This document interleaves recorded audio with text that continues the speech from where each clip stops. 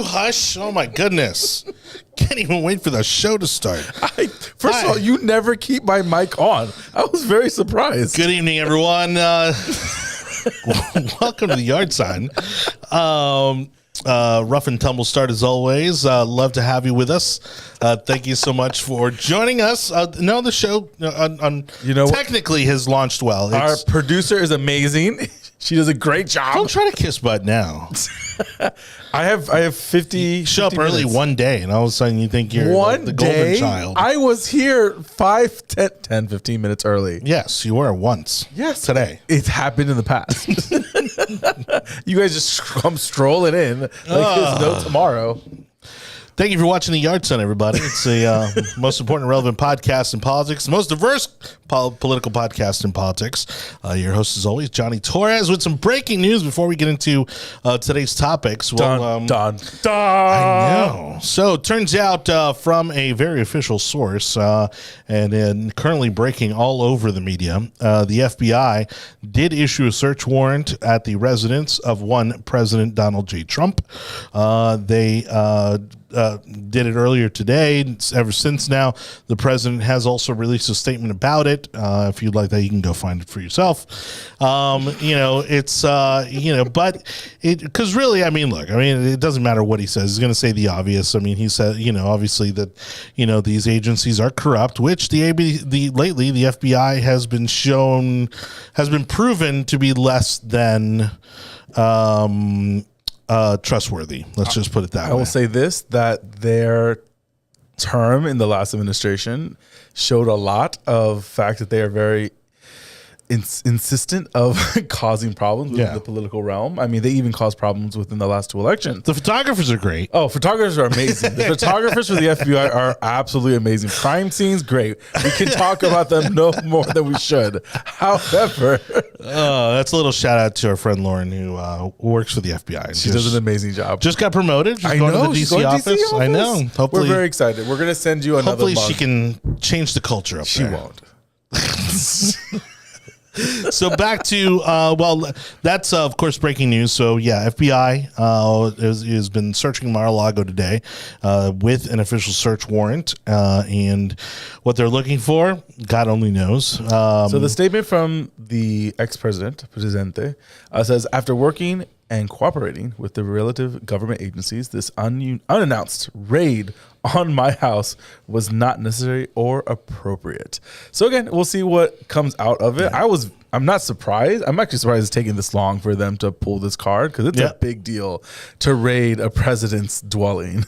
What was weird was the story that came out over the weekend, and I think it might have been by the New York Post, where apparently on more than one occasion they had to call plumbers out to the White House to deal with toilet issues, and upon I guess trying to fix the toilet issues, they actually found notes written by the president that had been torn up and tried to. Are these allegations, or is it? Well, they had pictures. They actually had pictures of these toilets with like notes that had been torn up and tossed into the toilets. And again, they allege that they're the notes from the president. Mm-hmm. If he did decide to dispose of notes, I don't see why that's a problem, unless he has to keep everything. I think he has to keep everything. Okay. But I wouldn't, if it's like a note in his journal, I don't think that goes to the archives. That's his personal private journal. Yeah. But like phone records are definitely but it goes to show you how desperate they're getting. They're literally looking in the guy's toilet for stuff. They really thought that he was like the second coming of Satan. Like that's how intense these people have become. Of course, after today's raid at Mar-a-Lago, now I'm picturing Henry Hill in Goodfellas, and you've got the wife, scrambling in the bathroom trying to flush all the drugs down the toilet. You do what you have to do. You do what you have to do. As two Latinos in Florida, you do what you gotta do. Oh man, that seems so painful. Just like the thousands of dollars of drugs. Tens of thousands. He's like, what are you doing? What did you do? Also, why are you stashing that in the house? Like, you should know better than that. That was the 70s. I know, but still, it was just inappropriate. It's not like they didn't learn lessons in Italy. It's obvious. The Democrats, this administration, they're going to do anything and everything they can to prevent President Trump from running again. They obviously went as far to falsify documents. They went as far as to lie to the media with the Russia collusion, the Steele dossier. I mean, they pulled out all the tricks, the first time. And they're not done. I mean, and this is literally the worst kind of politics possible. And everything you see in regards to January 6th, and these FBI investigations, which originated with the Obama administration, again, these agencies are so huge and they carry over from administration to administration. So the majority of those people are there. Just because you got rid of a few directors doesn't mean that you've changed the culture. No, not at all. And, the person that I was told about this search warrant at Mar-a-Lago works for one of the federal agencies. And even he's fed up. He says they're completely corrupt inside and out, and that they need to be, just destroyed.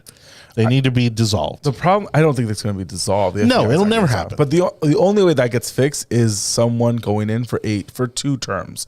I mean, that's how you fix an agency from inside out. Or you consolidate. I don't know. How are you going to consolidate the FBI? Well, think about it. I mean, how many 3-letter agencies do we have? I mean, combine them with the CIA or combine them with the Secret Service. Do you know what the purpose of the CIA is? Well, yes, but what I'm saying is that the only way to truly eliminate some of the corruption and some of the, basically underhandedness that's happening is by, again, you cut the snake off at the head.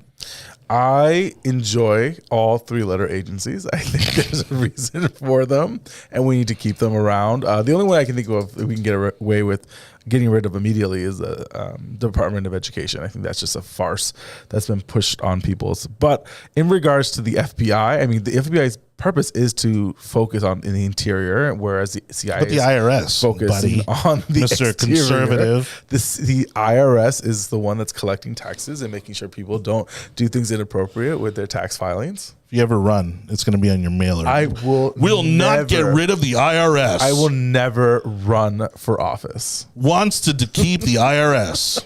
Says he is a rhino. I'm loving, by the way, just because it's the two of us. Rhino Cabrera doesn't work for us. He loves the 3-letter agencies. He didn't vote for the governor 3 cycles ago. He wasn't on the ballot 3 cycles ago. And he didn't vote at all before 1990. Well, yeah. Some of these mailers have gotten so funny and so ridiculous. And we will be doing a show next week about the mailers. So we're bringing them out. We'll put them on the TV. It'll be good. It'll actually look like we have our stuff together. If you still haven't sent us your mailers that you want us to discuss, let us know, and we will definitely talk about it and DM Jonathan or myself, and we will definitely bring them up next week. Someone that's been telling us that she has plenty of them are the Adaires. Have plenty. The DeBoers have some that have to go pick them up from them. So what happens when you're a super voter? I'm excited. Get all the cool mail. So some people are saying that the raid is out of control. The FBI is out of control. I want to see the paperwork because it's going to come out. The paperwork for why the Mar-a-Lago was raided. They won't, because that's a big deal. No, the FBI has been hiding everything. That's a big deal. They still won't talk about Hunter Biden's laptop. We had an inquiry into that, I think, last week. They were questioning the FBI, one of the FBI directors, I don't know if it was the FBI director, in Congress. And, he won't talk about January 6th. He won't talk about Hunter Biden's laptop. He won't admit that the Russia collusion thing was a fraud and fake. I mean, again, they're not going to admit to anything. The reason why I have no faith in the FBI anymore is because the simple fact that, the pedophile that hung himself, what's his name again? Epstein. Where are the tapes? Where are the hours and hours of video? Where are all his files? In and out. No one knows, or they're not computer files. The fact that none of that has been released is absolutely insane. And they're and where's all the stuff? I mean, she got off super easy. Where are all the files that she had?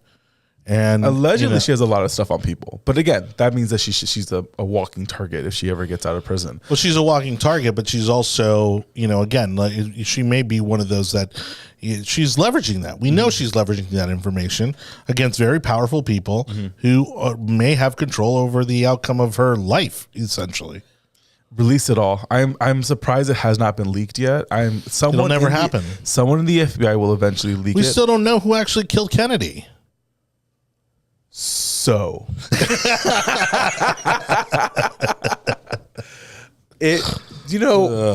the Facebook Reels can get really dark very quickly. Oh, I'm sure. I had no idea. My algorithm, the Facebook algorithm, thought I was a conspiracy theorist, even though I'm a Republican. So right there, yeah.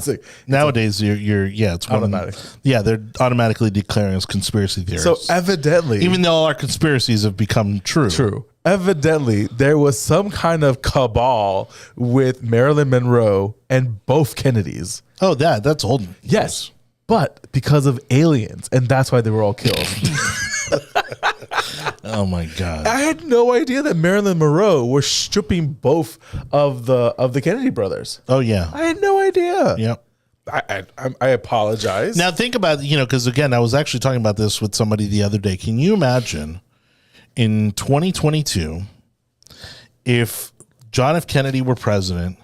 Can you imagine what would happen if he named his brother as Attorney General? Yes.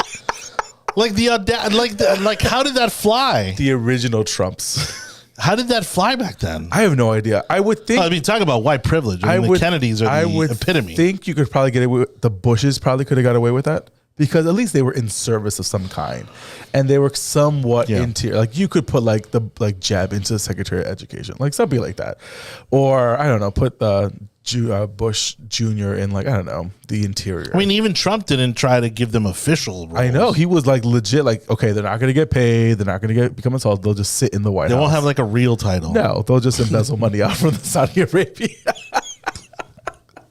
Hello, golf tournament. So why is it going to cost me $100,000 to play in this round? It's not even a full 18. Oh my gosh! I have to pay for the beer. What is this? All right, so we'll see. I don't know that they're going to disclose much of what they find unless it's truly salacious, and again, unless it truly would prevent Donald Trump from running for president, which is what the Democrats want. Also, I would advise you never to stroll through the New York Post website.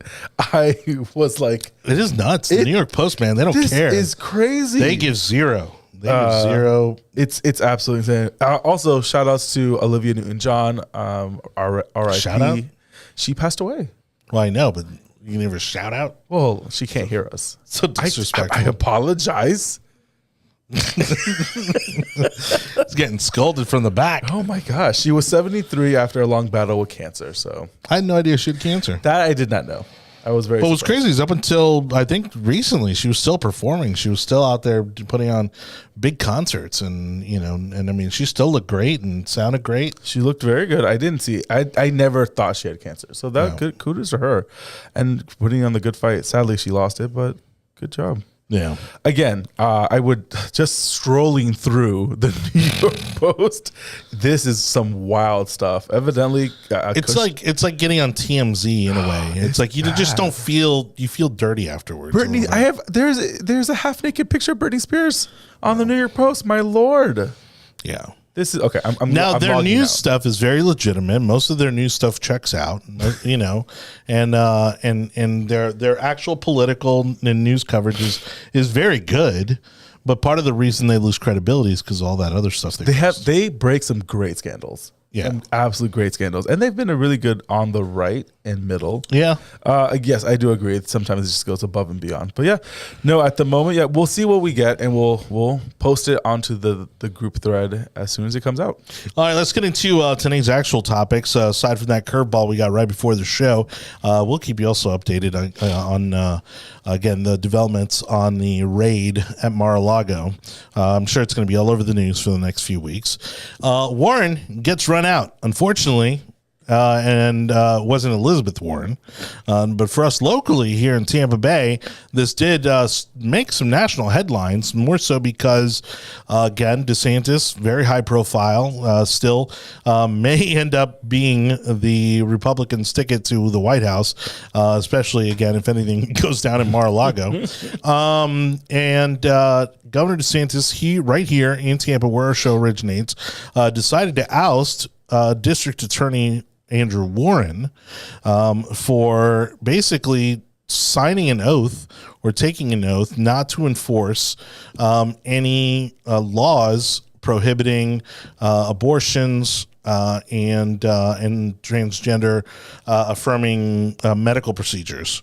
So basically, mastectomies on young women, also prescribing medication to young men and women, for puberty blockers, as they call them, and of course, other types of genital mutilation, to honestly just kind of put it out there. But he signed and stated very publicly that he was not going to prosecute on those things. And that was kind of the straw that broke the camel's back for Governor DeSantis, especially as I keep saying this was way overdue, because unlike in other cities, and typically in the more liberal cities, we saw this happen. But here in Florida, after the riots of last summer, we saw a lot of prosecutions, except here in Tampa. The University Mall area in northwestern Hillsborough County, again, it was where the riots really broke out. They had a freestanding footwear store that burned to the ground. They destroyed the University Mall, which was already in shambles and struggling as we speak, as a business. And of all the people that were arrested for, again, the destruction of private and public property, none of them were prosecuted by District Attorney Warren. And so for those of us that, again, are here local, we had Travis Horn on our show way back when, when he was talking about also the fact that he wouldn't prosecute the shooting of somebody that he knew, and essentially the murder of somebody he knew after a bar fight gone wrong that happened to have a gun involved. And so I think what Governor DeSantis leveraged to oust him, I think, was just the icing on the cake. I mean, for those of us who've been watching him since he got elected, I mean, there's a laundry list of stuff that he should have been ousted for. And so Andrew Warren was escorted out of his office late last week. The Governor DeSantis, spent a good amount of the day here in Tampa doing that and a number of other things. And look, I think it's another notch in the belt, showing that DeSantis is not one to be messed with. I think he's going to be, I think maybe even more so, because he understands the law. He was a JAG officer. He's an attorney. He was a congressman. I think if he does make it to the White House, he will be Democrats' biggest nightmare. Correct. More so than Trump. Because he will actually he'll know when to use executive order. Sure. And when not to. And this is a perfect example of when you should use executive order. So the thread that you posted on Twitter, onto the group chat from Richard A. Harrison, who is an experienced advocate and accepted trial lawyer for over 35 years in the trenches, expert in Florida and local government law, has a thread, and we'll post it in the larger group chat about what actually happened. And he starts off as saying, like, as the chief executive, Governor Ron DeSantis is the only person in the state who has the power to veto a law enacted by this Florida state, the Florida legislator. He talks about how there are 20 different judicial circuits in Florida of the 67 counties, and Andrew Warren was an elected state attorney for the 13th District Court, which is in Hillsborough County. His judicial is an authority, is only limited to this particular county. Right. And he says, like, at the end of the day, which isn't always the case, but in his case, because of the size of the county, I believe that's why he's limited to Hillsborough. Yes. And look at his constitutional role again. Note that it does not include the power to legislate. The state attorney are prosecutors, not legislators. What a state attorney thinks the law should or should not is ultimately irrelevant. There's no veto power when it comes to the state attorneys. And he goes on to say, let's deal with the biggest lie that you're being told right now. The governor cannot remove an elected state attorney from office. Those screaming this at you from the left, usually including some references to Venezuela, Cuba, Hitler, Stalin as dictators, are completely wrong. Everyone, please stop saying this immediately. You're just embarrassing yourself. The Florida Constitution expressly gives the governor the right to remove local elected officials under the Florida Constitution, Articles 4, 7-A. I mean, it's there. And so to have these people lying to you, I saw something from the mayor. I didn't read it because I didn't care. But it's irrelevant. It almost was like, we're very disappointed that the governor has removed a duly elected official, blah, blah, blah. And I'm like, this individual was telling us that he was not going to follow the law. Right. That's not your job to tell me if you're going to do it or not. Your job is to follow the law and to prosecute. And the fact that you're not doing that is the reason why we had to get rid of you. So I think this is great. I wouldn't be surprised if we see more of these come down the pike with the governor. I honestly wouldn't be surprised. And I wouldn't be surprised in other positions as well. If you're seen to have violated sunshine laws, if you're seen to have violated other laws completely, you should be removed from office. That's it. Yeah. And again, I'm interested to see if he continues this, and obviously I think this is going to put all the DAs on notice. And they better be real careful because, again, it's one of those roles where you're supposed to be apolitical. Correct. Your job is not to further your own views on how the world should be or how your district should be. It's basically to prosecute people who broke the law. That's it. Why are you signing letters? Why are you signing letters telling me what you are and are not going to do? I mean, they should almost be held to the same standard as judges are. Correct. And judges have done a great job. I will say this. The judges that I have run into and I've talked to have never been that political. Even though I can kind of tell they're leaning either left or right, I can never fully tell when it comes to some judges that we have sitting on the bench now that we can I can talk to them and I can kind of figure out what's going on. But at the end of the day, I have no idea. Yeah. Well, I mean, again, I don't think he's going to be able to get out of it. He claimed that he was going to be back in the office this week. That's not going to happen. Which was hilarious because well, I mean, they literally escorted him out. They had a police. It was beautiful. They escorted him out again, and it goes to show you the bias in the media. Had the DA been a Republican and he was escorted out of his office by the police, there would have been a picture of him being escorted out by the police on the front page of the paper in a heartbeat. And did we see anything like that in the coverage? No. Crickets. Do you think a Creative Loafing is going to have a comment about what happened instead of just screaming bloody murder? No, of course not. They're so biased, and I get so annoyed by how obvious they are. I mean, lie to me. At least lie to me. Tease me a little bit. Take me to dinner. Yeah, no, they don't care. It's just... So anyways, again, are you okay? No, I'm trying to set this thing up. And anyways, let's see. Sorry. It's fine.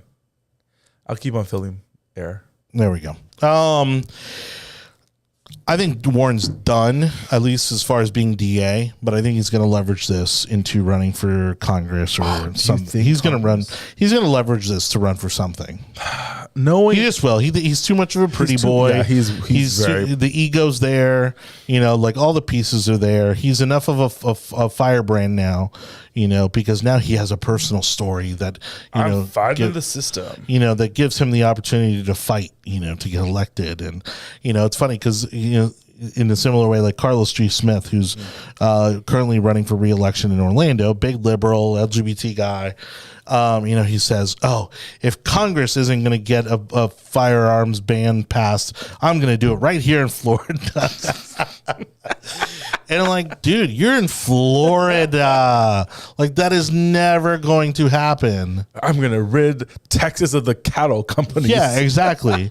You might as well say that you're going to rid Florida of sunshine. I mean, some people are trying. And it's that kind of absurdity, and look,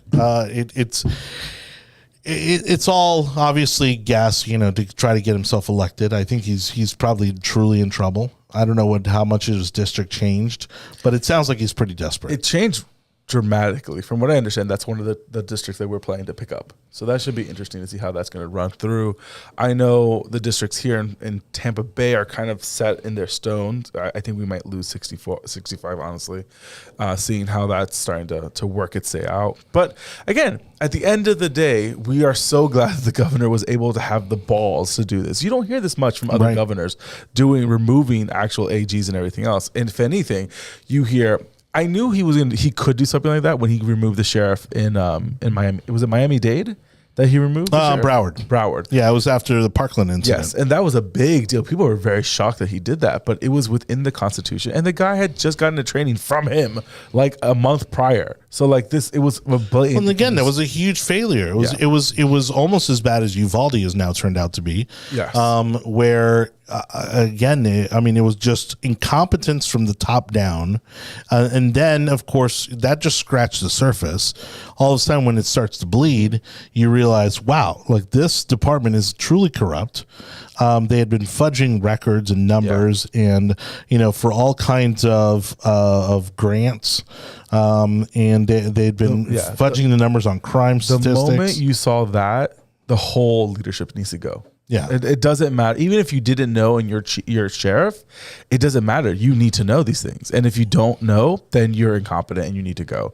We don't have time to be dealing with the ramifications of someone that doesn't take their job seriously. Well, and the audacity that he would then also try to run for office even after all of that.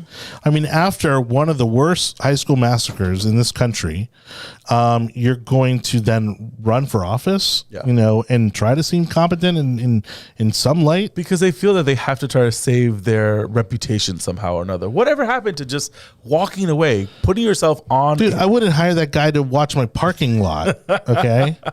You're done. Like I wouldn't hire him for TSA. No. Oh, let's not get into that conversation. Yeah. The things that they fail in every single cycle. All right. Thanks again, everybody, for watching the Yard Sign. Wherever you may be watching, listening to the program. Don't forget for the video version of our broadcast, you can catch us on YouTube and Facebook. But if you'd rather listen to us, you can take that anywhere and everywhere on your favorite social media or podcast platform, I should say. Of course, you can always pick us up on the Tech Overlords at Google, Apple, Spotify, Audible, Amazon, iHeartRadio, Odyssey, and Samsung podcast platforms, and many more. And don't forget, we are brought to you by our good friends over at Community Patriots, who are currently in the middle of a couple great fundraisers. Where they had one just over the past weekend where they had a wild game cookout. That was a lot of fun, I'm sure. Unfortunately, I did not make it. I had family in town, but I heard it was great. It was at DC Gatufis' house, who he's a local guy who, everybody pretty much loves. He's going to probably run for city council this upcoming local municipal election. And then they have another fundraiser coming up. And again, these are all constitutionally minded people. They are nonpartisan. They are out there doing work in the community. They're out there also supporting candidates that truly want to have an impact on the community. They're not looking for that political ladder to work their way up. So check out community-patriots.com. That's community-patriots.com. There's a Pinellas chapter. There's a Hillsborough County chapter, but you could open a chapter if you don't happen to be in either one of those counties. I'm sure Jeff or Kimberly would love to hear from you. So again, visit them at community-patriots.com. Okay, our second topic is going to be don't tread on my car. And of course, nowadays with printing, with laser printing, I don't know how many vanity plates like other states have, but we have a ridiculous amount of vanity plates. I love it. I honestly absolutely love it. Now, kudos for the audacity of our good friend James Grant to get an Alabama. Was it an Alabama license plate for Florida? Is it Alabama? Auburn. It's Auburn, right? So in Florida, if you were an Auburn alumni or an Auburn fan, you can get an Auburn license plate thanks to James Grant. Okay. And then there's tons. I have a Disney one on one car, and then I have just a standard Florida license plate on the other. So those are the notes I was telling you about. Do you really believe that? Honestly, it says Stefanik. It says Stefanik is a congresswoman. I know. Rogers, I don't know. So the website that has it is thanks for the I'm sorry, disruption. This is absolutely ridiculous. If it is. Actually think this is real. The same way that Trump lunged at the Secret Service that were driving the car, driving the limo. And he was talking about the notes in the toilet. I'm sorry. I am having such a good time seeing this hypocrisy, the stupidity. Absolutely. The note just happens to say Roger Stone on it. It just happens to be that part of it. Roger Stefanik. This is so ridiculous. I'm absolutely appalled by how they're just reaching for anything. Stupid everything really and anything they can to find some way to stop Trump. This is the reason why I believe, honestly, 7% of the country thinks that chocolate milk comes from chocolate milk, chocolate cows. Honestly, these are the reasons why we have conspiracy theories. Mind you, how many years has it been? And this is just now coming out? Oh, come on. Did all these plumbers all of a sudden have an awakening, where they were like, all right, I've been sitting on these pictures of Trump's toilet. First of all, any blue collar worker is a Trump supporter. So let's get started right there. They would have burned that in effigy already. I doubt their store got raided by the FBI when it comes to the laptop situation. Well, and again, there's no way to validate, there's no way that came from where they're saying it came from. That toilet looks like plasticky. I doubt that's from the White House. I doubt that's from the Oval Office. I highly doubt that. Anyways, DeSantis' proposals of license plates features warnings to out-of-town cars. And that's what I love about the license plate, the don't tread on me. I think it's phenomenal. I don't have no problem whatsoever with it. I think people are just being way too sensitive in regards to the license plates. Now, I will say, it's a double-edged sword when you have the ability to put whatever license plates. Like, there's a process to get a license plate authorized, correct? You mean to get the vanity plate? Yes. Oh, yeah. Mm-hmm. Yeah, so there's a process. We're not expecting to see like I think the legislature has to vote on it. And, okay. I think it's a whole deal. Do it. Who cares? I have no problem. I like it. I mean, it's a cool looking plate. Yeah. But as someone was quick to point out, is the irony that, the Don't Tread on Me flag was really about, the British monarchy, really kind of imposing their taxes on the American citizens. We want to make sure New Yorkers, when they come here, they understand that they cannot bring their policies here. Right. But then you're having to pay taxes, quote unquote, fees to get a vanity plate that says, don't tread on me. Can you just let my 82-year-old grandfather have the vanity plate? This is going to sell out in a heartbeat. The amount of people at the villages are going to want this. Every Jeep crew is just going to be like covered every with single these. one. Every single one. Yeah, the villages are going to have these in droves. Oh, yeah. They're going to be handing them out at the 3 p.m. dinner cycle. Well, they're going to have like the vanity ones where they're like personalized and they're going to be on the back of the golf carts. I almost got hit by a golf cart a few days ago. How'd that happen? I happened to be walking in South Tampa to get something done instead of taking my vehicle. Was Ann Hayes driving? I don't know. It's one of Did you hear about that? One of the DeBoers. Yes. We're just having a coffee talk time right now. She literally drove her car right into a house in a Mini Cooper and survived. Car caught on fire and everything. Good for her. So I'm feeling a little safer these days. All right. To put it a little bit, my nephew is going to be able to have a license in 2 years. Oof. No Could thanks. you imagine? I remember taking him to like YR events. Yeah. As he was a baby, and now he could drive a vehicle. That's frightening. I can't even. They always pick the worst pictures for the governor. Oh, of course. If you've ever noticed, the left-leaning news articles always have the worst pictures for the governor, bug-eyed and everything else, or like half in the middle of taking a sip or something, and then Fox has him like on a pedestal. So, how many people do you think are re-registering their vehicles just to get that stupid license plate? We're a state of almost 30 million people. No, it's like 20 now, 22. Anyways, over 20 million people. I would say a third. Oof. Wow. It's going to be you pay the fee. It is a cool looking plate. You pay the fee because technically if I had a black car, I would. Oh wait, I do have a black car. It's a Mini Cooper. Let's all calm down. Yeah, I know. Have you removed the Union Jack yet? It looked pretty stupid on a Mini Cooper. Have you removed? No, not yet. It's in the shop. You know what? You should get the license plate so that you can put it onto your Mini Cooper while it still has the Union Jack on there. Be a juxtaposition, just to hypocrite. The back of the car is British with the white. Wants to rebel. Monarchy in the front, rebellious in the back. Hey, here for a good time. Oh man. Oh, that was good. When did the mohawk come back into play? The mullet. Yeah. Oh my gosh. Good times. Oh man. Yeah, that's a white person thing. I have no idea how that the mullet. Yes. Oh, and it's coming back strong. It's coming very strong.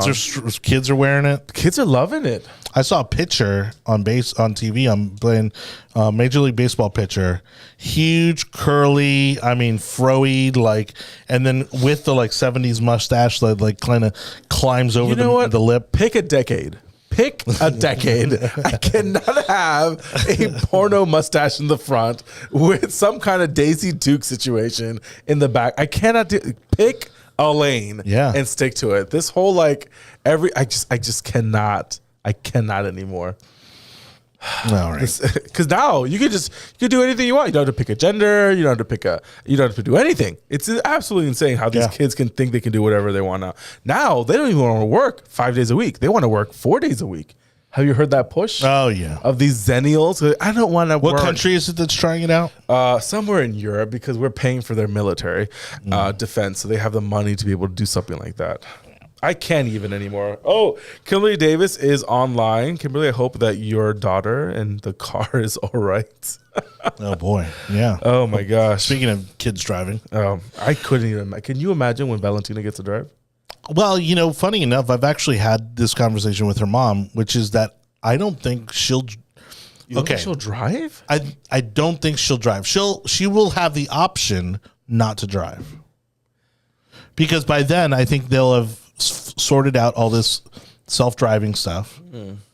It's I watch a lot of videos specifically on Tesla's full self-driving software, and I'm telling you it's almost there. And you figure she's 6 now, so in 9 years I think the technology is going to be there for full self-driving. I'm going to say it won't, because it will cause too much of a situation with humans not having to be in the vehicle. Yeah, but the same thing happened with, again, when cars first came out. People were still used to horses, and they were still used to bicycles and walking around. Yeah, but you didn't have multi-billion cars killed a lot of people when they first came out. Yeah, but they were white, so it really didn't matter. Oh my God. So I genuinely think that she's going to have the option not to drive if she doesn't want to. You're going to hold it? My cousins barely. My cousins. Where's your cousin from? Where's your cousin live? Both of them. Well, one of them is living in China. Yeah. That did not go the direction. No, and then the other one's living in Orlando. Oh, okay. But my point is that they barely wanted to drive. They literally had no interest in driving. It's such an American thing to drive, to have that but when we had badass it's our cars, version of a rite of passage. Yeah, but we don't have those badass cars that make you want to go out and hit the road. Oh yeah, because you can't. you still can buy a Mustang for $40,000 or $20-something thousand. Yeah, but again, it's not. They're now fake cool. They're not really cool. Like a Camaro or a Mustang or a Corvette or a or a Thunderbird or these muscle cars that actually made you want to go out and drive. Well, now you have Teslas and the Leaf and things like that. But somebody made a good point, and I'm a huge Tesla fan. Is that Tesla is so easy to drive? Yes, and has made it so seamless of an effort to drive that they have to distract you with all the other stuff that the Tesla could do. You can watch Netflix. Can't you you can play chess and there's farting noises. Isn't there a button that you can push to make engine noises so that you don't? That's insane. I love that. I don't know. I get it where we're going in the direction of that. And also talking about something we might talk about in the future and the next topic, I don't think you can buy a Tesla using the credits of the new climate change bill, because this White House does not like Tesla whatsoever. Because they're non-union. Yeah, because they're non-union. Yeah, that's exactly right. And I think that's so stupid. Well, now because Musk has declared himself a Republican. That's another topic for another time. Let Musk run for office. I'll say this. I think I said this last time. That he's. Can you imagine? Yes, I can. It's gonna be a nightmare. What he could do, what he's done with his own money. Imagine what he could do with the government's budget. So I heard a really funny joke a few days ago about the budget. They're like, so NASA was originally. Did you cut me off? So NASA was originally designed to search under the water, And for the last 60 years, they've been trying to get us off the planet. That's actually pretty funny. I've never heard that. Yeah. That can't be true. I did a research on it. It is true. But aeronautical is in their name. Why would they have anything to do with the ocean? All I can tell you originally, Kimberly Davis will run the campaign. Yeah. I will say this. I think out of all the billionaires and tech overlords that we have right now, I put more faith in Elon Musk after his shirtless picture on the yacht, because at least he's doing the work. Oh, I thought you were going to say at least we know he's human. Translucent. Yeah. Seriously, somebody else said that. I think it was Andrew Schultz, I think, that said. I'm pulling the joke from him. Yeah. He goes, that man's been sleeping at the factory. Like looking like that. Like, that guy's putting in the work. Have you seen Bezos? Yeah, Bezos. No, that's too much. Bezos looks like he's like Pitbull's like third cousin twice removed. He looks like a bodyguard now. Yeah. You haven't been to the corporate office in a long time. What I loved was his like Scarface inspired, like super cheesy Miami look that he had a while back with his new girlfriend, wife, whatever she is. As soon as the shirts get 2 sizes, his too Cuban small, side was coming out. That's definitely his Cuban side. Oh, definitely. Oh, yeah. He wants to run a nation. Well, think about it. What youth did that guy actually probably have? None. There was no youth. Yeah. So he's living it now. He was inside a warehouse somewhere. Yeah. And his boat actually just got out of a wet dock or dry dock. $400 million yacht. Wow. And like they were talking crap about it. I'm like, you know how many people got employed by making that thing? There was a lot of blue collar jobs. You know how many people have to work to keep that boat afloat? Honestly, it's like a crew of like 40. Oh, I'm sure. There's a lot of I don't know what's wrong with me. A lot of white people getting what's with you? I don't know what's wrong. Man, you have it out. It's been a day. You have it out for our Caucasian brethren today. You know what? I had to deal with a lot of them today. So I'm not gonna lie. Resentment I'm not gonna lie. I had dealt with a lot of Caucasians, a lot of Baptists. It was too much. At some time, it was just too much. Well, let's get into our final topic here, which is the Biden bill. Dems doubling down on this inflation because they are swearing that they are going to reduce inflation by causing more of it. Famously, there was a reporter who asked at the White House that 230 economists, including Penn, I guess was a 230 economists basically said that this is going to do zero for reducing the inflation. If anything, possibly add to the inflation. There's going to be job losses. This thing's going to be a disaster. And Chuck Schumer's response is, well, they're wrong. Because of course, a guy who's been in government his whole life would know better. I love the guy who's literally gotten us to the problems that we're in today. Thinks that he knows better than 230 economists. Someone made a really good example. Like, you can tell the bill will do the opposite of it by the name. So It's the Inflation Reduction Act. Right. What in it is reducing inflation? I was reading up on it a little bit today. Tons of money towards climate change, and even then, it's not real. No, some of the it's more subsidies. I'm sure. Yeah, it's a lot more subsidies. It's electric cars. Like, we are now printing more money. Like, we are now going to have to print. The Democrats rally behind a $430 billion climate, healthcare, and tax overhaul after Senator Majority Leader Chuck Schumer reaches the last minute deal with Manchin, who had helped him previously for the proposal. So I understand why they gave in at the end of the day, but this doesn't do anything. It gives tax credits to extending the energy production and investment of technology. I thought we just did that with the CHIP Act, and then tax credits would be created for the extending of additional technology, and many of the incentives also contain bonuses. Which the CHIP Act is going to end up backfiring on us because, again, a lot of that manufacturing is going to end up going to China, and no one does chip manufacturing in China. That's not going to happen because they don't have the facilities to be able to do the high-end chips. That's why it's all in Taiwan, which Taiwan was ingenious of marketing that cornering that market, because now they're in the middle. The U.S. doesn't want to lose its chip manufacturer, Taiwan, and China wants Taiwan back, and so we're not going to give it to them.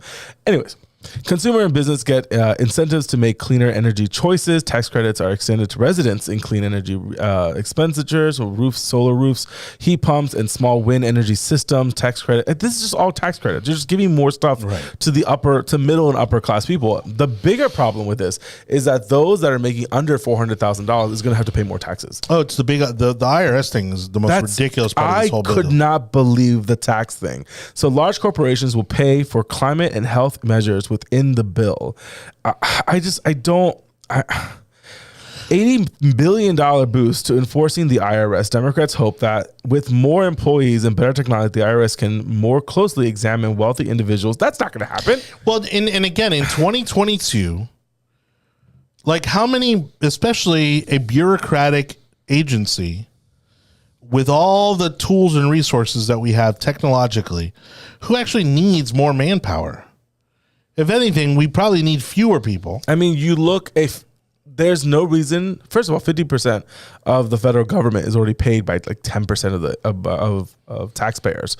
So it's like 80. I mean, if you want, I know it gets even worse as you get into the bigger numbers, but I don't understand the purpose of adding so much money to the IRS. I don't understand the purpose of increasing corporate taxes. Like that doesn't make any sense. We are literally, you're pushing us to a worsened recession, if we can even call it a recession. People in the poverty brackets get audited 5 times more than the average American. If you're making under $50,000, you shouldn't even be audited. You shouldn't even have to pay taxes, honestly. Why even bother? Ugh. But what they're doing is they want to take more of your money. They want to make sure they're taking every penny that you make. That's the only way to make more, to get more resources or more revenue, is to tax everyone. And like, if you were just to say that, I think it'd be easier for people to swallow. But don't tell me you're taxing only the wealthy and everything else, because you're going to have others that are making a little bit more than minimum wage to be able to now. What's the point? What's the purpose? And all of this is going to get stripped out in the next administration. There was literally there was an amendment that Republicans tried to pass saying that they couldn't audit anyone making less than, I think it was $50,000. May have been, or maybe a slightly higher number, thousands of dollars a year, and Democrats struck it down. I'm appalled about what is going to happen with this coming cycle. I mean, again, it's only 2 years, so God willing, we'll have a Republican in the White House. What I understand is, how is it possibly a good idea? How do they see this, or are they so blinded by their own agenda that they would think that it's a good idea to raise taxes and spend more money in a recession with high inflation? They would rather have people lose their jobs than to have to deal with the actual fundamental issues that we're dealing with in this country. When it comes to infrastructure, when it comes to, and again, the things that they've passed, okay, you've passed it. You barely passed the infrastructure bill last year that was not enough to do anything, and is majority going to be taken up by consultants and by engineering companies. You pass a bill that doesn't do as much as you should do. Like, again, you're doing something, but not anything that changes the needle when it comes to the country. And the country is getting more and more upset because of it, because their lives aren't getting better because of it. You giving the IRS $80 billion to hire people, which I have no idea where we're going to find these people. It's just going to piss off more people, and that's what makes people upset and makes you lose your majority, because Chuck Schumer will not be majority leader come November. I guarantee that. And this should be the strike, this should be the match that lights the fire under Republicans to do everything they can to abolish the IRS. I mean, it's never going to happen. You're not going to abolish. That's the thing. You can't. But at least reduce it. But why would you go that far? But you can, though. You can by saying that you're going to reduce taxes and you're going to reduce certain policies. If they literally passed a flat tax, then there would be no need for the IRS. I need the IRS so I'm able to take advantage of the policies and procedures for me and my clients. I understand that, but again, why it'll never happen? The tax. Can you pass a flat tax? Absolutely. No, it'll never happen. It'll never happen because there's too many people taking, especially those in government, correct, taking advantage of all the loopholes.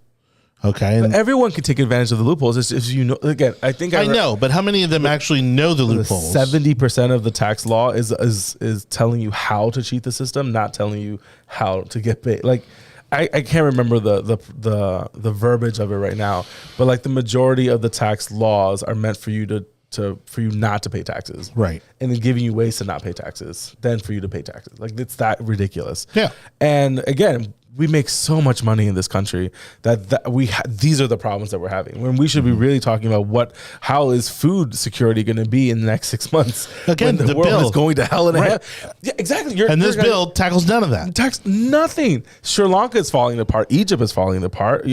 Pakistan had to get a loan from China. Oh, but one boat left the docks of Ukraine. Yay! Yeah, after months of negotiations and people dying. They had one boat leave. Hey, and you know where it's going? Europe. No. Germany. No. No. Lebanon. Oh, interesting. Yeah. I mean, after the first explosion, I mean, they might as well put another one in there. Yeah, seriously. So I would check that boat 12 times over before it entered the Beirut. Not Beirut. Oh, and by the way, and I know Lebanon's capital. I know you're all on board with it, but apparently we're giving another double-digit billion-dollar 40 billion donation to the Ukraine. Hey, it is what it is. You gotta do what you gotta do.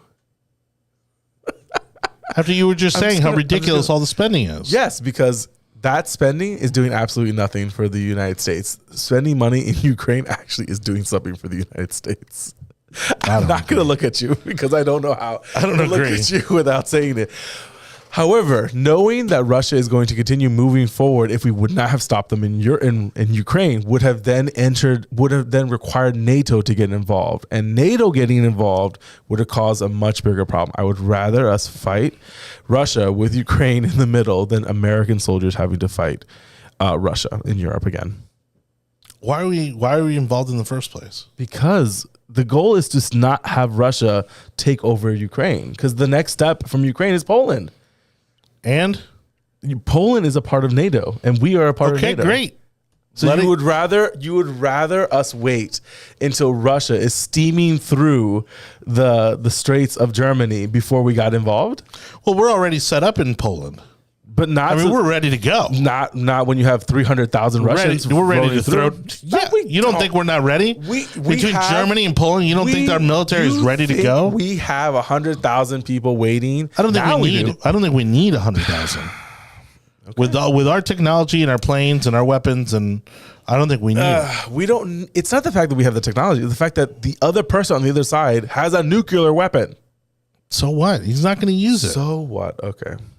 He's not going to use it. Again, it is good foreign policy for us to be interfering with Ukrainian insurrection, and we're going to get nothing in return. Meanwhile, Ukraine, we're getting a lot of it. Ukraine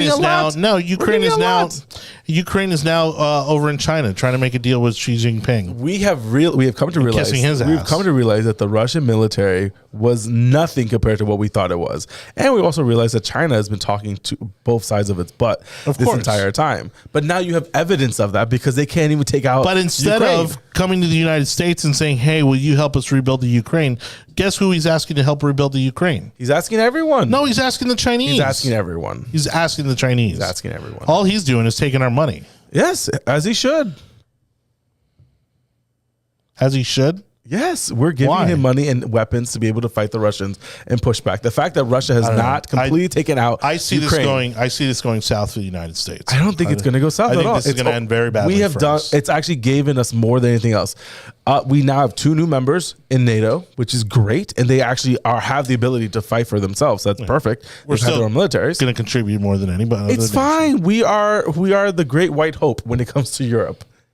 We have the funding to do it. We just gave $400 billion for stupid. I'll maintain my prediction that this is going to go south of the United States. But what's your definition of going south? I don't know. They're going to ally with China, or they're going to. You're upset that Ukraine is going to ally with China, or Zelensky's going to do something with the money. He's going to run off with the money or something, or if he was going to run off, he would have done it by now. Honestly, no, I don't think so.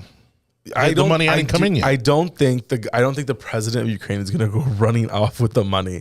I think we're getting exactly what we need when it comes to the Russia-Ukrainian situation. I don't know. I continue to see who was it? Some celebrity went over there, and now he's the guy that did Milk. No, it was a woman. Anyways, And and again, it's like the Vogue photo shoots, and now like they're getting all wrapped up. I did see the Vogue photo shoot of the president, and no, it was the president and his wife. No, I know, but there was some female celebrity that went over there, and and of course, there was a photography entourage in tow, and it was like a whole thing. Like there's something. I mean, the capital city is not pretty safe. There's something not right with these Zelenskys. As much as it was, anyone in Eastern Europe is not.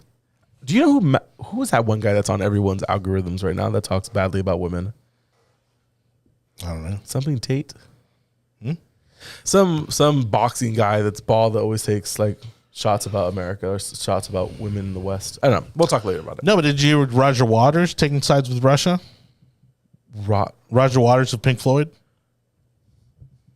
I have no idea. No, apparently he was being interviewed by a national talk radio show host, Michael Smerconish, and basically he at a concert he had like a slideshow of war criminals, and among the slideshow was a picture of Joe Biden. Oh my gosh! And he says coming soon or something like that, and then in an interview he says that he sides with Biden, he supports Biden, and he doesn't understand why the United States is supporting the Ukraine. I mean, he sides with Vladimir. Sorry, Putin, yeah. Again, I think time will tell what position, if this is the correct one or not. I actually support the position. I'm not saying our position's incorrect. I'm not saying what we're doing isn't noble and just. And what I'm saying is that there's something not right.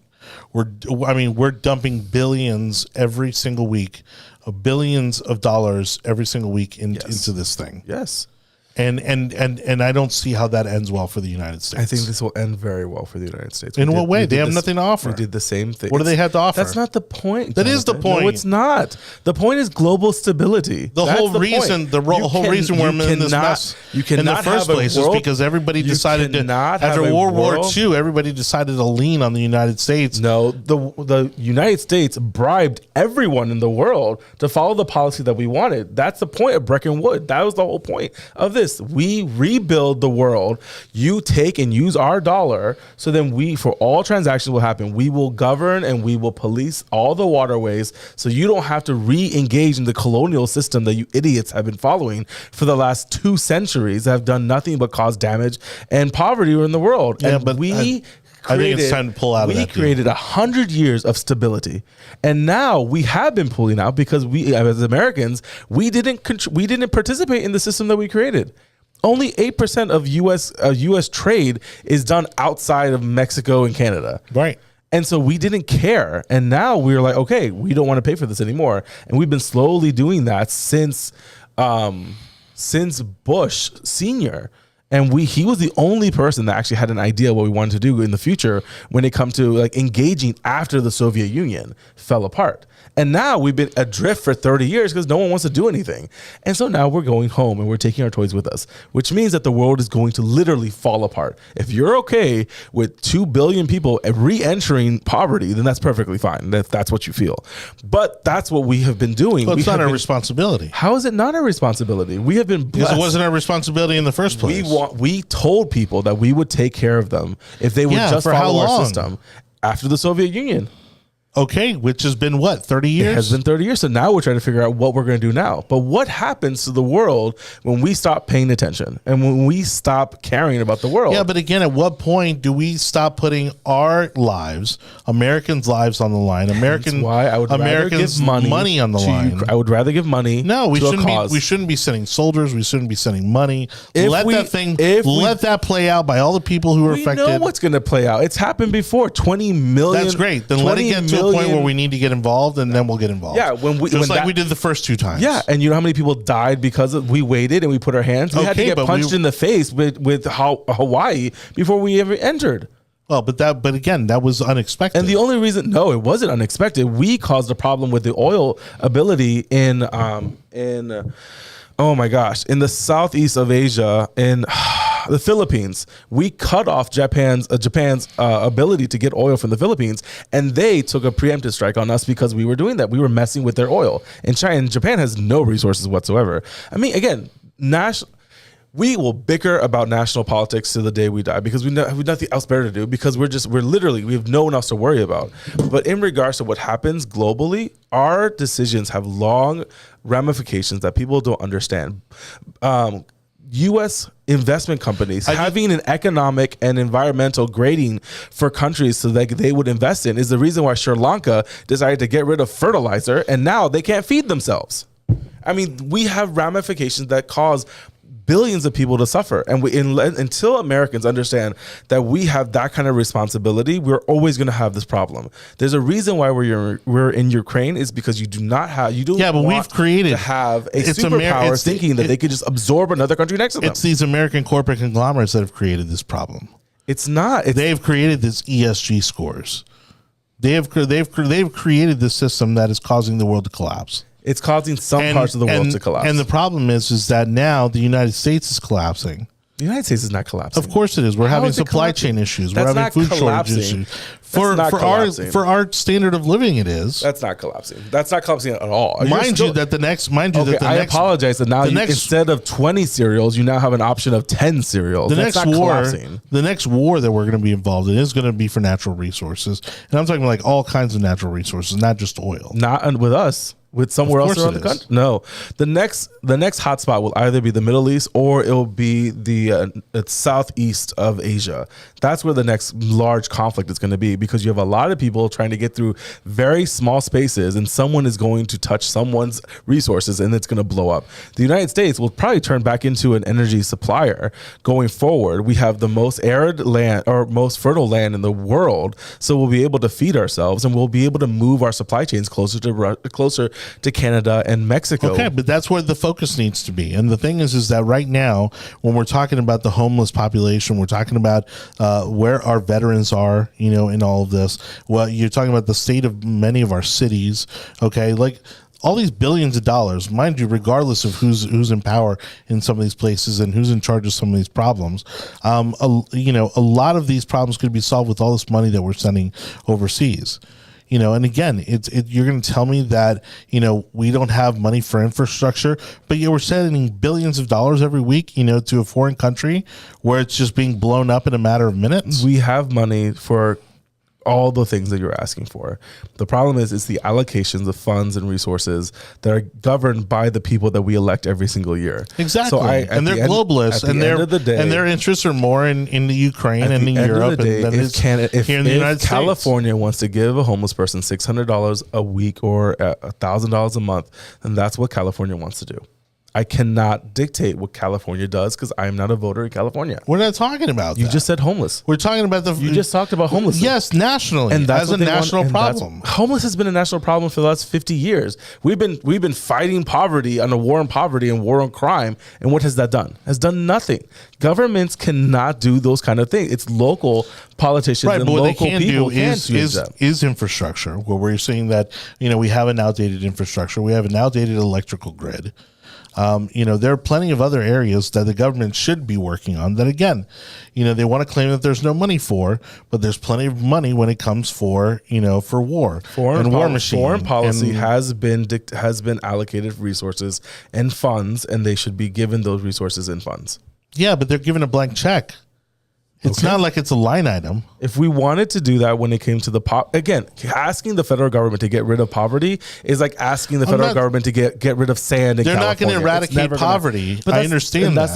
But the problem is that, while they're out there trying to save, a country halfway around the world, again, that's money that could be used here, and this is why Trump won. It was because, again, like they were prioritizing all these other countries over our own.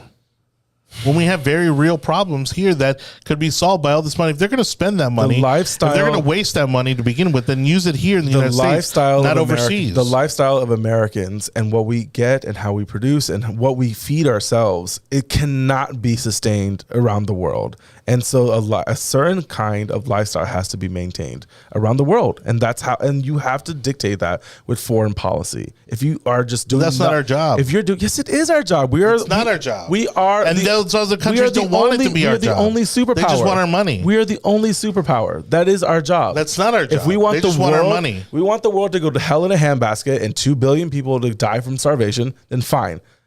F it. Let's who cares? Pull everything back. There's so many countries the world will fall apart. There's so many other countries that do nothing. Why would it be wrong for us to do nothing? Gosh, because that's not who we are. That's not how Americans are. We see a problem, we go and we fix it. We do something. Now I'm not talking about the Americans. What was the last problem we fixed? What was the last problem? What was the last problem that we fixed? Grain. That was the last big problem that we fixed. Where? In India, actually. Our funding was helping the genetics to engineering to grow larger wheat. Yeah, that was corporate conglomerates, I'm sure. It's feeding the world. Mm-hmm. Again, it's a double-edged sword at the end of the day.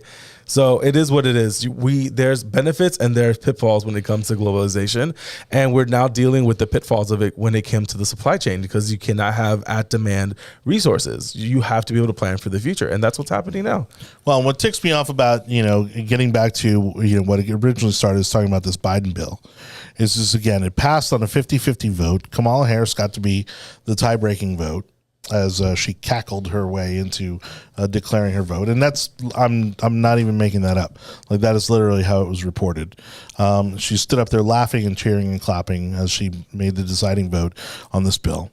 Again, doesn't accomplish anything. It lines the pockets of, all these manufacturers making solar panels, electric cars, and all this nonsense that is not going to solve climate change, thanks to India and China.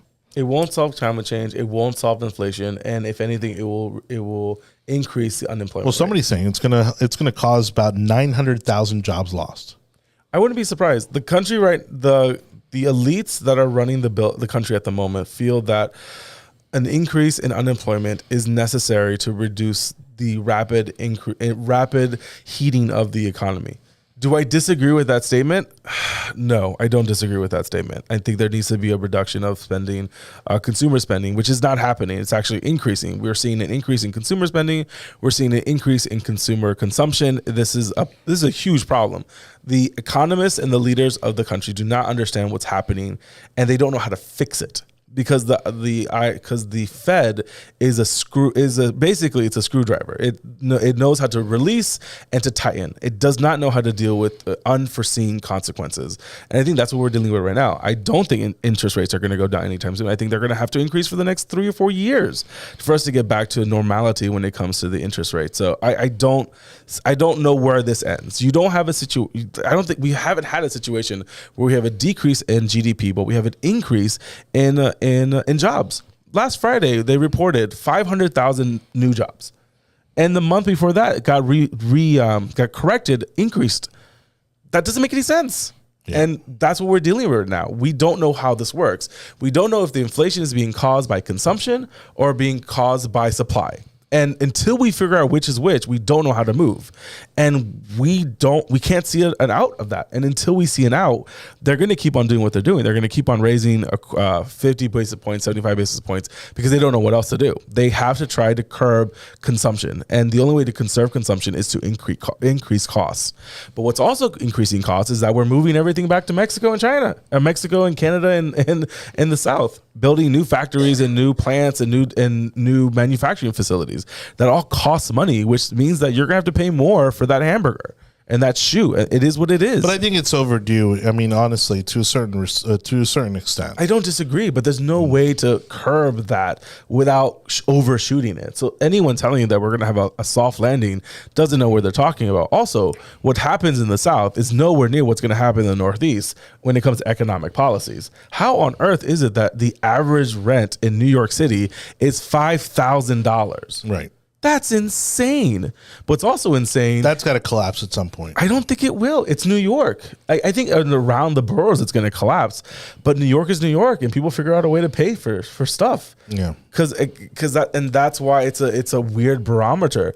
You cannot compare New York to Tampa to LA. It doesn't make sense. And we're coupling with a lot of things that are happening in the world. And I get it when people talk about what's happening in Europe and what's happening in the Middle East and, oh, good on GMOs with the new part of the bill. There's a lot of things happening. I mean, this bill is going to kill innovation. I agree with you, Mr. Smith. That's on the report. I'm reading the comment section now. Yeah. And so like, and I agree, and Kimberly Davis is right. There's a friend of ours, just their condo in the middle of the city. Like this isn't like downtown Tampa or like on Bayshore or West Shore. Their rent went from $1,300 a month to $3,000 a month. That's inappropriate. I don't understand why there hasn't been. If you want enact change, the city of Tampa leadership, you shouldn't be allowed to increase rents by more than like 20% of someone that's already living in the home. Like that's an easy win right there. You have to slowly be able to move it up. Do a cap. And that's the thing. And how on earth are you allowing people to get completely hosed when it comes to rents? I don't understand. I'm glad that we're but that's why also, I mean, some landlords are choosing not to renew people's rents. Yeah. Because they know they can get the next guy in there and the next guy's going to pay, but why $800 more. Why $1,000 hasn't more. there been some kind, and this is where government interference is necessary, is that it's not impacting people's a staple of people's lives. Because the politicians at the local level, are just as much bought and paid for. The developers, again, these investors, they're the ones stroking the big campaign checks. You know that. Yeah, that's something that's very upsetting. That from what I hear from everyone. Again, I can't speak. I'm blessed and highly favored that we were able to lock a rate in our home years ago, and we're living off of that still. But like we hear horror stories now from a lot of people around that are in these situations. You married that good credit, girl. Oh my gosh. Talking about white people, I married a white person, so I'm good like that. I'm fine. Don't try to save like all the criticisms you've set up to now. This brown person is good. Don't get me started with you. Me? What did I do? I didn't do nothing. You don't got a white woman at home. Oh boy. All right. So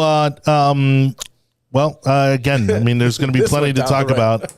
There's going to be plenty to talk about next week. Again, it's an enjoyable conversation. Honestly, it's foreign policy and domestic policy. It really is an interesting concept because depending on the white women is like, I didn't know where you were going to take. I mean, some days it's. But it's interesting to see from different people's perspective. We agree with probably 80 to 90% of everything. Sure. But these are the few things that we kind of don't agree with. Right, which has always been the dynamic of the show. And that's what I love about the show. Yeah. It's because we as diehard Republicans still have an issue when it comes to domestic and foreign policy, which is fine because that's how it should be. Because it's your position on foreign policy is based upon your worldview at the end of the day. No, and I'm much more libertarian when it comes to foreign policy. Yeah. And it's perfectly fine. We all fall short from the glory. Yeah. Okay. And with that. On that note, just as a closing statement, so President Petro was sworn into office in Colombia yesterday, I believe, or over the weekend. And he is the first leftist, or what they're considering the first leftist president in recent history in Colombia. And honestly, for those of us who are not a fan of his election and his policies, we're certainly hoping that it doesn't go the way of Venezuela. But again, his policies, his campaign talking points, everything he kind of stands for leans in that direction. And so kind of prayers out to Colombia and their new leadership. And hopefully, that, maybe in 4 years, there'll be a righting of the ship, and hopefully it won't be too late by then. But it's so weird. It's so weird to see that from a distance and from afar. Well, especially having such a clear example. I know. Right next door that they've literally been affected by. And it was pretty amazing how, talking points wise, they were able to flip that whole narrative on the current administration as if they had anything they could do about it. Yeah. The fact that there was an influx of millions of Venezuelans into Colombia.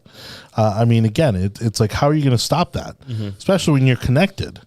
I mean, again, it's like our struggle at the southern border. Yeah. I mean, it's nearly impossible to stop that from happening. And so there's been a rise in unemployment, rise in crime, you name it. And they were able to pin that on the existing administration. And that's how they've ended up with this guy who, again, is a known former terrorist, which again also just insane. It's insane.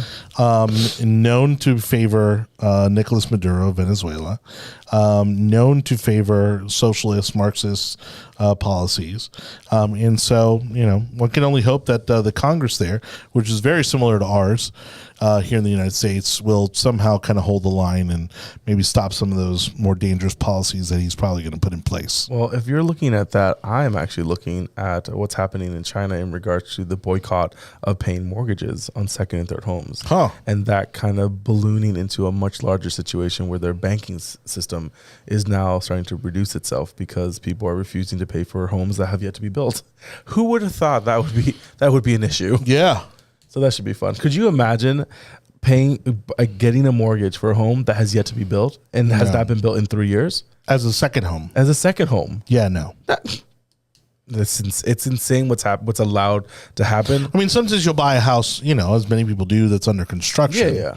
In the hopes that it's going to be completed. Pre-sale construction. Yeah, within a reasonable amount of time. Yeah, that's the thing. In China, there's currently 235 property developments, 24 out of 31 provinces that have yet to be built and people are paying mortgages on. And that is starting. And so what's happening now is that individuals are protesting at the banks because then those banks are going under. So then they're losing their deposits and they're losing their assets. All the money they've already contributed. Yes. And in China. But then they have these ghost cities too. Yeah. But the purpose of those ghost cities is because people bought up those properties thinking that they would increase in value because only property in China keeps on going up. And so they're expecting when their kid goes to college, they'll sell that house. It's almost like an investment. And so they've decoupled themselves from actual dwelling. So they would rather have no one live in the house for 30 years or for whatever amount of time than someone to live in somewhere to basically put their money in and just sit. And that's why you have ghost cities. Gotcha. Yeah, it's interesting. It's fascinating. However, this can be a quick domino effect when it comes to the destruction of course Chinese economic policies. I haven't been this excited for an implosion of a government's treasury since Greece. And you took full well advantage of that too. I mean, Lauren owns an island off the coast of Athens. Oh gosh.